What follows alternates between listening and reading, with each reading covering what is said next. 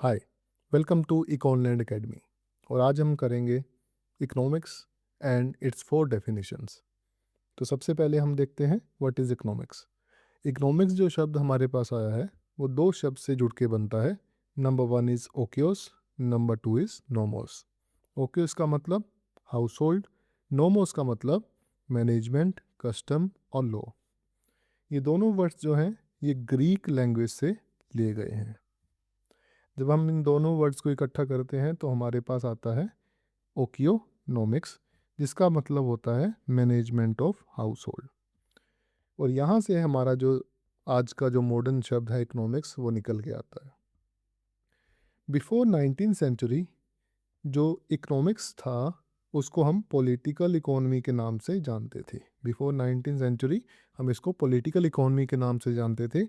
और उसके बाद एल्फ्रेड मार्शल ने इसको नया शब्द दिया था जिसको हम आज जानते हैं इकोनॉमिक्स।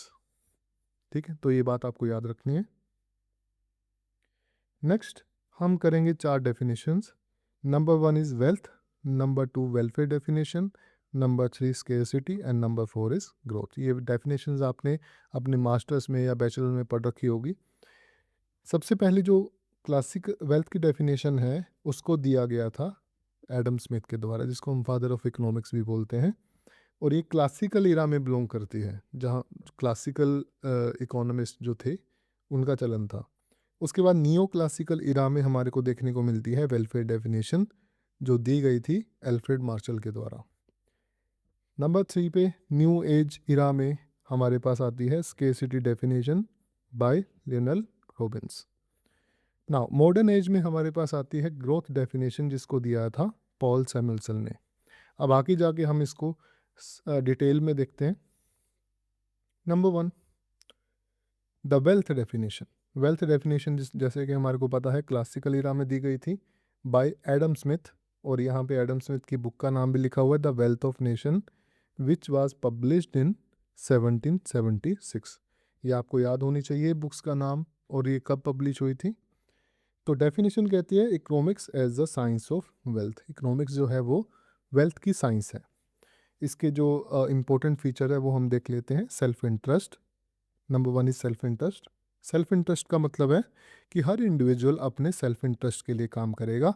और इसी में एडम स्मिथ ने एक इम्पोर्टेंट कॉन्सेप्ट दिया था हमारे को, इनविजिबल हैंड का।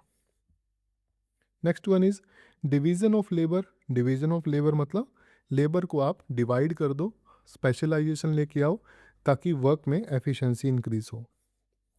Number three is free competition. Adam Smith जो है वो कंपटीशन, फ्री कंपटीशन को प्रमोट करते थे, मतलब जिसको हम परफेक्ट कंपटीशन के नाम से भी जानते हैं, ताकि कंज्यूमर्स को लोएस्ट प्राइस पे जो चीज़ें हैं वो मिल सकें। अब इसी के बीच इस डेफिनेशन का जो क्रिटिसिज्म है वो करते हैं दो इकोनॉमिस्ट, रस्किन एंड कार्लाइल। ये नाम आपको याद रखने हैं। क्यों? क्योंकि यहाँ से क्वेश्चन आता है कि इकोनॉमिक्स को डिस्मल साइंस या फिर पिग साइंस किसने बोला था। तो रस्किन एंड कार्लाइल ने बोला था इकोनॉमिक्स को डिस्मल साइंस या फिर pig science. Second second definition जो है वो वेलफेयर की है हमारे पास, क्योंकि एडम स्मिथ ने अपनी डेफिनेशन में वेलफेयर की बात नहीं की थी, इसलिए वेलफेयर की डेफिनेशन को लेके आते हैं हमारे पास एल्फ्रेड मार्शल। एल्फ्रेड मार्शल ने कौन सी बुक लिखी थी? प्रिंसिपल्स ऑफ इकोनॉमिक्स, जिसको पब्लिश कब किया गया था? 1890 में। अब वेलफेयर डेफिनेशन में एल्फ्रेड मार्शल क्या बात करते हैं? A study of mankind in the ordinary business of life, a study of wealth, and on the other and more important side a part of study of man. मतलब wealth की बात तो वो कर ही रहा है, पर वेल्थ के अलावा हमने इंसान को भी स्टडी करना है। तो सोशल साइंस की बात कर रहा है, सोसाइटी की बात कर रहा है वो, है ना। तो इसका इम्पोर्टेंट पॉइंट जो है हम देख लेते हैं, वेलफेयर ओवर वेल्थ। तो यहाँ पे एल्फ्रेड मार्शल ने वेलफेयर की बात की है over wealth. Number second, the ordinary human. Marshall ने पहली बार जो इकोनॉमिक्स में एक ह्यूमन को इंट्रोड्यूस किया है, ठीक है, एक सोसाइटी को, ह्यूमन कॉन्सेप्ट को इंट्रोड्यूस किया है। Number three, social science. Marshall ने कहा है कि this is a social science, इसमें सोसाइटी का भी पूरा योगदान है, तो हमारे को सोसाइटी को भी स्टडी करना पड़ेगा, राइट। नंबर 3 हमारे पास है स्केर्सिटी डेफिनेशन, जिसको दिया है लियोनल रॉबिन्स ने, और इन्होंने कब दिया था इस डेफिनेशन को? 1932 में। काफ़ी फेमस डेफिनेशन है, पढ़ते हैं एक बार। A science which studies human behaviour as a relationship between ends and scarce means which have alternative uses. तो ये डेफिनेशन क्या बोलती है कि हमारे पास जो हमारी ह्यूमन की वांट्स हैं, जो हम चाहते हैं, वो क्या है? अनलिमिटेड है। हमारी वांट्स अनलिमिटेड है, पर उस वांट्स को सेटिस्फाई करने के जो मीन्स हैं, जो हमारे पास रिसोर्सेज हैं, वो क्या हैं? स्केर्स हैं या फिर लिमिटेड हैं। ठीक है, लिमिटेड रिसोर्सेज या फिर scarce resources but unlimited wants. तो उसमें क्या होगा? हमारे को चॉइस करनी पड़ेगी, राइट। और एक और बात आपको याद रखनी है कि ये किस एज में दी गई थी? न्यू एज इरा में। न्यू एज इरा में ये डेफिनेशन जो है वो दी गई थी बाय लियोनल रॉबिन्स। तो यहाँ पे सबसे पहले चॉइस का कॉन्सेप्ट जो है लियोनल रॉबिन्स द्वारा दिया गया था। इसके अलावा न्यूट्रलिटी, जो इकोनॉमिक्स है, it is neutral between ends. ठीक है, इसको नहीं पता कि कौन से रिसोर्सेज का क्या यूज़ होना है, वो कौन डिसाइड करेगा? Humans, people. लास्ट डेफिनेशन हमारे पास है मॉडर्न एज की डेफिनेशन है, इसको बोलते हैं the growth definition, and it is given by Paul Samuelson. ये डेफिनेशन क्या बोलती है?